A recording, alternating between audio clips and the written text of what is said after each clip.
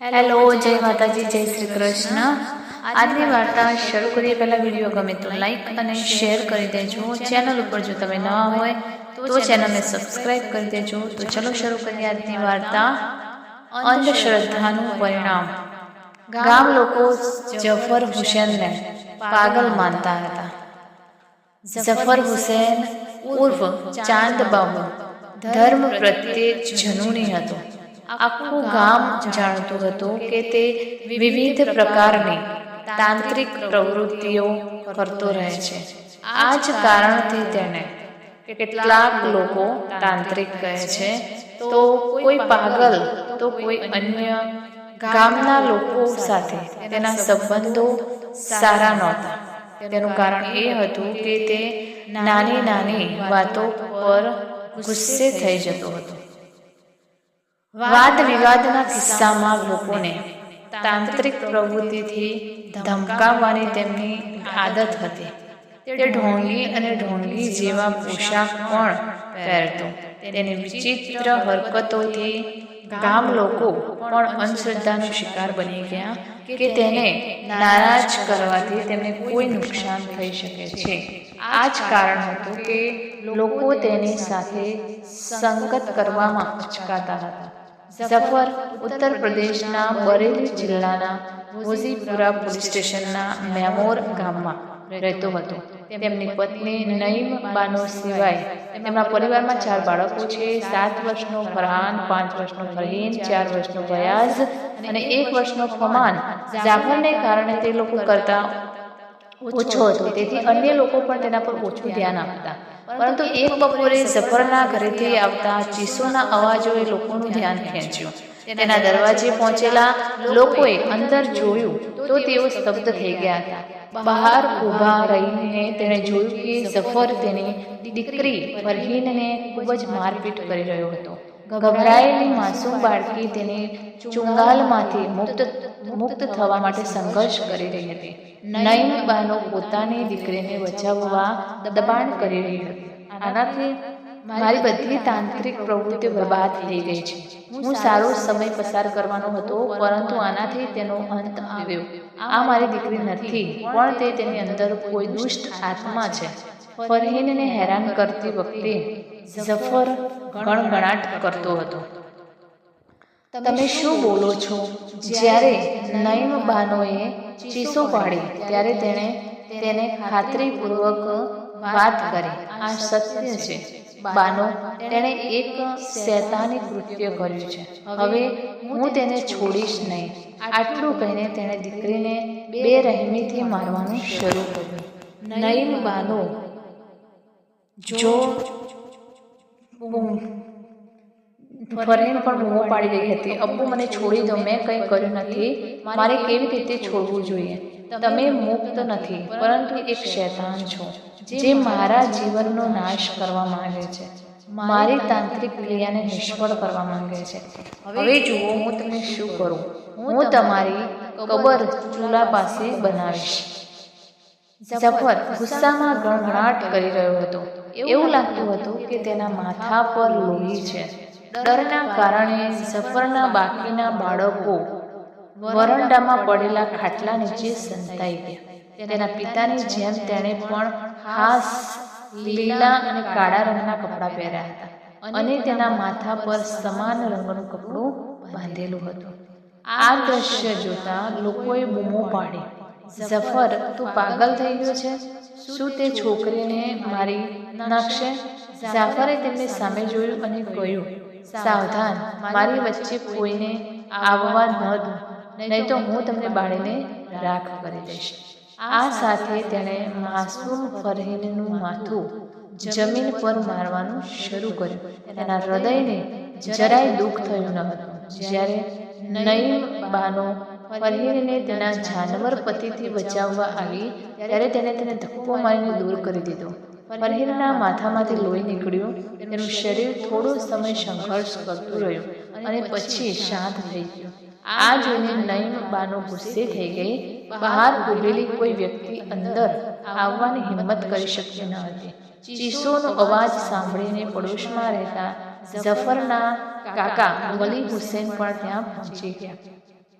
તે જગ્યા જોઈને તેના પગ નીચેથી જમીન સરકી ગઈ. જ્યારે તે ઘરમાં ઘૂસીને ઝફર પાસે આવ્યો ત્યારે તેણે તેના પર છરી વડે હુમલો કર્યો હતો. વલી હુસેન ફરી દરવાજા પાસે આવ્યો. લોકો દર્શક બનીને જોતા રહ્યા. જ્યારે ઝફર ફરહીન પાસે આડા પગે બેઠો હતો, તેની ચિંતાતુર પત્ની અને 2 બાળકો પણ તેની પાસે બેઠા. ઝફર મનમાં કંઈક ગણગણાટ કરવા લાગ્યો.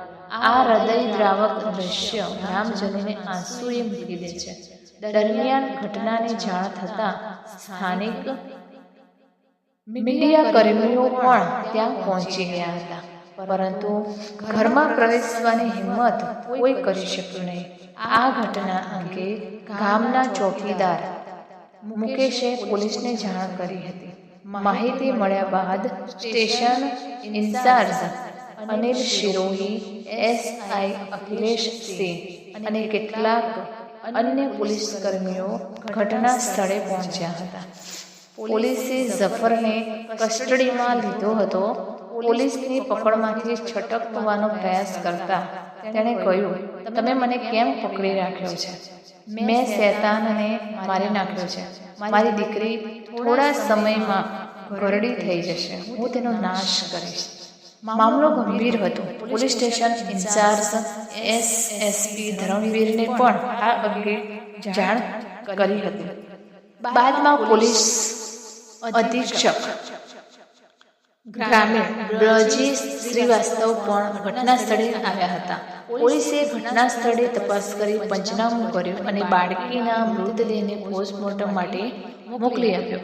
આરોપીના ઘરનું વાતાવરણ સાવ વિચિત્ર હતું. તંત્ર વિધિની અનેક પ્રકારની વસ્તુઓ ત્યાં હાજર હતી. પોલીસે શંકાસ્પદ વસ્તુઓને પોતાની કસ્ટડીમાં લીધી હતી. ત્યારબાદ તેની પત્ની, બાળકો અને ગ્રામજનોની પૂછપરછ કરવામાં આવી હતી. આ ઘટના કોઈને પણ ચોંકાવી શકે છે. પોલીસે આરોપીને પોલીસ સ્ટેશન લાવી તેની વિગતવાર પૂછપરછ કરી હતી.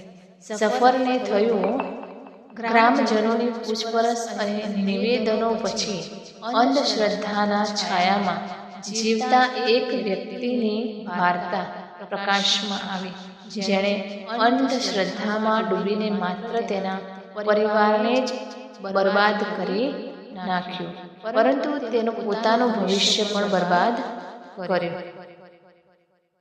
ઝફર એવા યુવાનોમાંનો એક હતો જે મહેનત કર્યા વિના મોટા સપના જોતો હતો.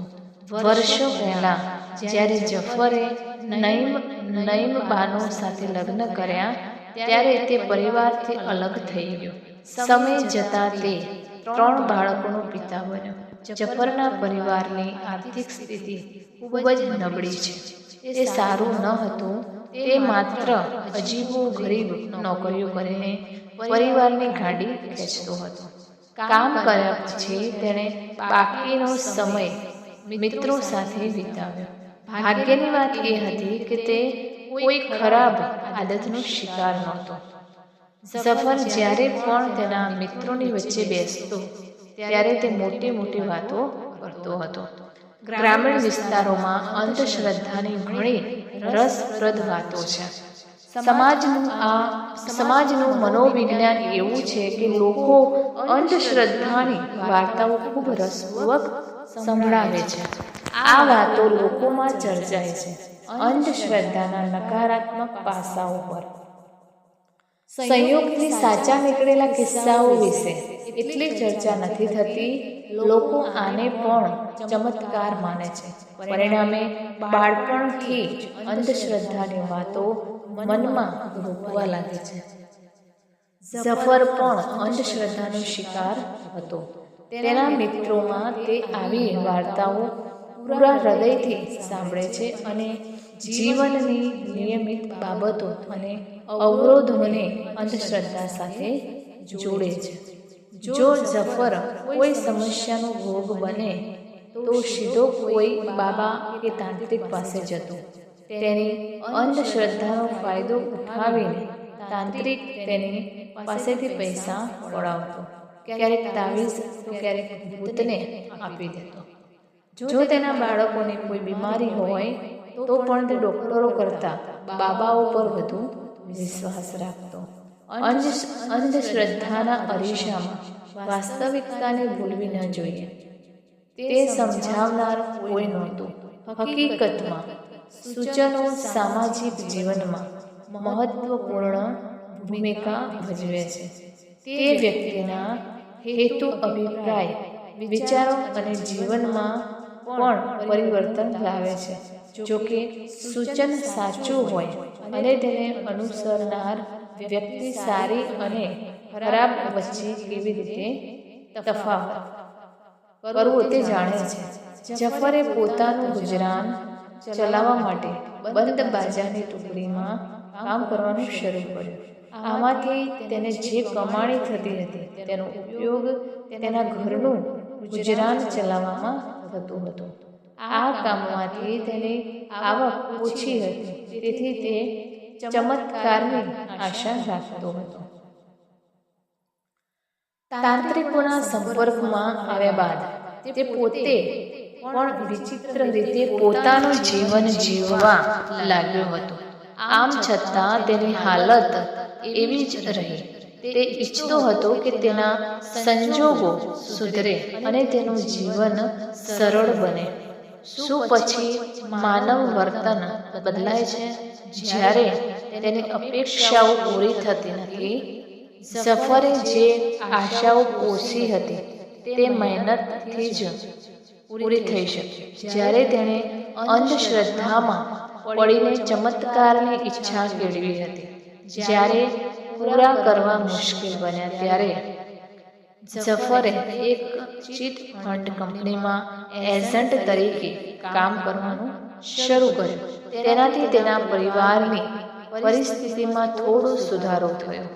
તેણે કંપનીમાં માત્ર તે જાણતા લોકોના પૈસા જ નહીં રોક્યા, કમાણી પણ તેમાં રોકી હતી. આ કંપનીએ તેની આકર્ષક યોજનાઓ દ્વારા લોકોને તેમના રોકાણ પર નિયત સમયે જંગી લાભ આપવાનું વચન આપ્યું હતું.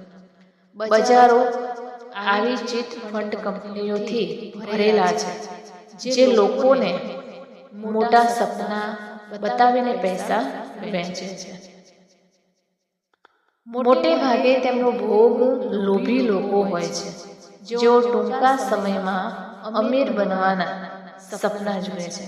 તેઓ વિચારે છે કે બેસી રહેવાથી તેમના પૈસા વધી જશે, પરંતુ વાસ્તવમાં એવું થતું નથી. જંગી રકમ ભેગી થતાં જ આવી કંપનીઓ પડી ભાંગે છે. એક દિવસ જફર જે કંપનીમાં કામ કરતો હતો તે પણ આવું જ કર્યું. કંપનીમાંથી ગાયબ થતાં જ જફર ચોકડી પર ઊભો રહ્યો. લોકો તેની પાસે પૈસા પણ માંગવા લાગ્યા. આ કારણે તેને ચિંતા થવા લાગી. મુશ્કેલીના આ સમયમાં અંધશ્રદ્ધાનો શિકાર બનેલા જફરે ફરીથી દંભી તાંત્રિકોના સહારો લેવાનું વિચાર્યું. જ્યારે તે તાંત્રિકોને મળ્યો ત્યારે તેઓએ તેને કેટલીક યુક્તિઓ સમજાવી. સાથે જ કહ્યું કે તેને ધીરજ રાખવી જોઈએ. બહુ જલ્દી તેનું જીવન સંપૂર્ણપણે બદલાઈ જશે. જફર માટે આ બધું એક સુખદ સ્વપ્ન જેવું હતું. આ પછી તેણે લોકોને કહ્યું, લાગતું હતું કે તેનો સમય બહુ જલ્દી બદલાઈ જવાનો છે. બેરોજગાર થયા પછી જફર પાસે કોઈ કામ બચ્યું ન હતું. તે યુવાન હતો. જો તે ઈચ્છે તો પોતાના માટે કોઈ પણ કામ કરી શકે છે. તે તેની કૌટુંબિક પરિસ્થિતિમાં સુધારો કરી શક્યો, પરંતુ અંધશ્રદ્ધાએ તેને સખત જકડી લીધો હતો. આળસને કારણે સમય તે તેના માટે મોટો ત્રાસ બની ગયો. આવક પૂરતી ન હતી, પરિણામે બાળકો ભૂખે મરવાનું જોખમ ધરાવતા હતા. નઈમ બાનોએ તેના પિતાને જાણ કરી. તેમનું માતૃઘર પીલીભીત જહાનાબાદ વિસ્તારના ચાકા ગામમાં હતું. સમાચાર મળતા જ તેના પિતા મોહમ્મદ અનવર મેમોર આવ્યા.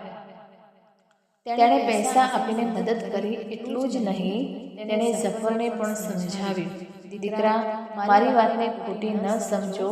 મારી સલાહ છે કે કંઈક કામ શોધો. હું બહુ જલ્દી બધું ઠીક કરીશ. ઝફરે કાલ્પનિક રીતે આત્મવિશ્વાસથી જવાબ આપ્યો.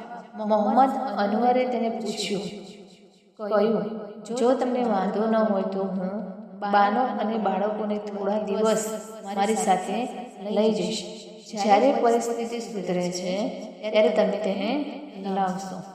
આ સાંભળીને ઝફર ગુસ્સે થયો.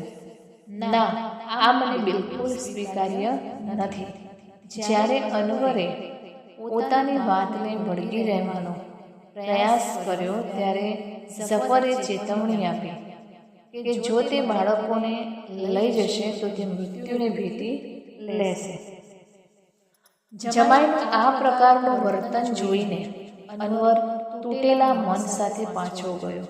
ઝફર સંપૂર્ણ રીતે અંધશ્રદ્ધામાં ડૂબી ગયો હતો. તે તંત્રની પ્રવૃત્તિઓમાં મગ્ન હતો. તેનો સ્વભાવ પણ ચીડિયો બની ગયો હતો. જો કોઈ તેના પર કોઈ પણ પ્રકારની ટિપ્પણી કરે તો તે ખૂબ ગુસ્સે થઈ જતો. આ સિવાય તે લોકો સાથે નાની નાની બાબતો પર ઝઘડવા લાગતો હતો. તેની આ આદતને કારણે તે એક તરફ લોકો તેને ટાળવા લાગ્યા તો બીજી તરફ તેણે પોતાની જાતને બધાથી દૂર કરી દીધી. લોકો તેનાથી વધુ ડરી ગયા. જ્યારે એક રાત્રે તેના પિતરાઈ ભાઈ મોહમ્મદ હુસેન સાથેના ઝઘડાને કારણે તેણે તેની મોટરસાઇકલને આગ લગાડી અને જાહેર કર્યું કે તેણે તંત્ર મંત્રની મદદથી આવું કર્યું છે.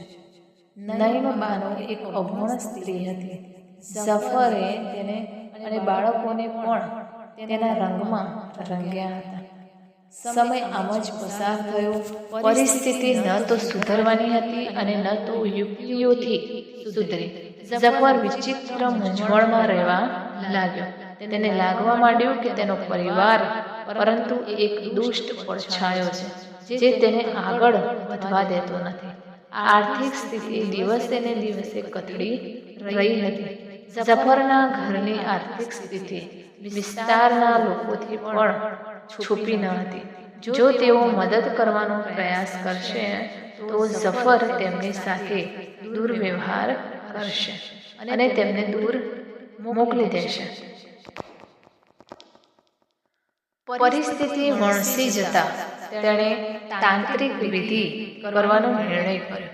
આ માટે સૌથી પહેલા તેણે આખા પરિવાર માટે કાળા અને લીલા રંગના કપડાં સિલાઈ કરાવ્યા. તે દરેકને આ વસ્ત્રો પહેરાવતો અને ઘરમાં વિવિધ પ્રવૃત્તિઓ કરાવતો. તે બાળકોના માથા પર ટોપી જેવું કપડું બાંધી દેતો. એક દિવસ પત્ની અને બાળકોને સમજાવતા તેણે કહ્યું, આ કપડું એક અઠવાડિયા સુધી કોઈના માથા પરથી હટાવવો જોઈએ નહીં તો સ્થિતિ ખૂબ ખરાબ થઈ જશે. જો આ કપડું બંધાયેલું રહેશે તો જલ્દી જ મારો સમય આવશે, તે સુધરશે. ઘરમાં તેની પત્ની અને બાળકો તેના આદેશના ગુલામ હતા.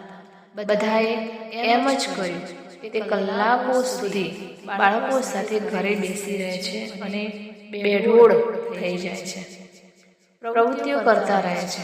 તેણે તેના બાળકો અને પત્નીને ઘરની બહાર નીકળવા પર પણ પ્રતિબંધ મૂક્યો હતો. 2 ઓક્ટોબર 2015ની બપોરનો સમય હતો. ઝફર તેની તંત્ર પ્રવૃત્તિઓમાં મગ્ન હતો. દરમિયાન નઈમ બાનુએ રસોઈ શરૂ કરી. ઘરે રમતી વખતે ફરહીન તેની માતા પાસે રોટલી ખરીદવા ગઈ હતી. તે રોટલી લેવા નીચે ઝૂકી જતા જ તેના માથા પર બાંધેલો દુપટ્ટો જેવો કપડો કાઢી નાખ્યો. ઝફરે જ્યારે તેને તરફ જોયું તો તે ગુસ્સે થઈ ગયો. તે શું કર્યું? તે તમારા માથા પરથી દુપટ્ટો કેવી રીતે દૂર કર્યો?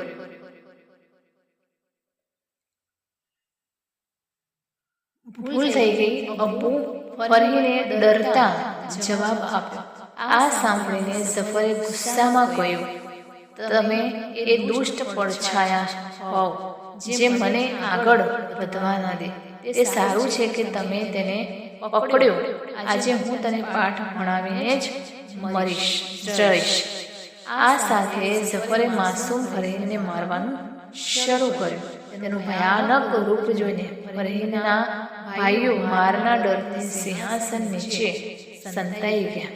નઈમ બાનોએ તેની પુત્રીને બચાવવા માટે ખૂબ પ્રયાસ કર્યો, પરંતુ ઝફરે આખરે તેની નિર્દયતાથી હત્યા કરી. પૂછપરછ દરમિયાન જાણવા મળ્યું હતું કે પોલીસ પણ ઝફરની વાર્તાથી આશ્ચર્યચકિત થઈ ગઈ હતી.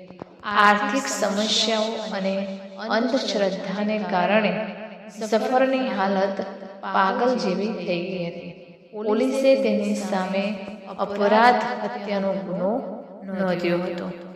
બીજા દિવસે તેને કોર્ટમાં રજૂ કરવામાં આવ્યો હતો, જ્યાંથી તેને 14 દિવસની ન્યાયિક કસ્ટડીમાં જેલમાં મોકલી દેવામાં આવ્યો હતો. જો ઝફરે સખત મહેનત કરીને પોતાનું જીવન સુધાર્યું હોત અને અંધશ્રદ્ધામાં ન ફસાઈ હોત તો આવી સ્થિતિ ક્યારેય ન સર્જાઈ હોત. આ વાર્તા લખાઈ ત્યાં સુધી ઝફરને જામીન મળ્યા ન હતા. તેથી પત્ની અને બાળકો સ્વજનોની દયા પર ઉછરી રહ્યા હતા. તો મિત્રો, આ કહાની તમને કેવી લાગી તે કોમેન્ટ કરીને જણાવી દેશો. વિડીયો ગમ્યો હોય તો લાઈક અને શેર કરી દેજો. ચેનલ ઉપર જો તમે નવા હોય તો ચેનલને સબસ્ક્રાઈબ કરજો. ફરીથી મળીશું આવા જ એક નવા વિડીયો સાથે, વાર્તા સાથે. ત્યાં સુધી નમસ્તે, જય માતાજી, જય શ્રી કૃષ્ણ, હર હર મહાદેવ. Thanks for watching.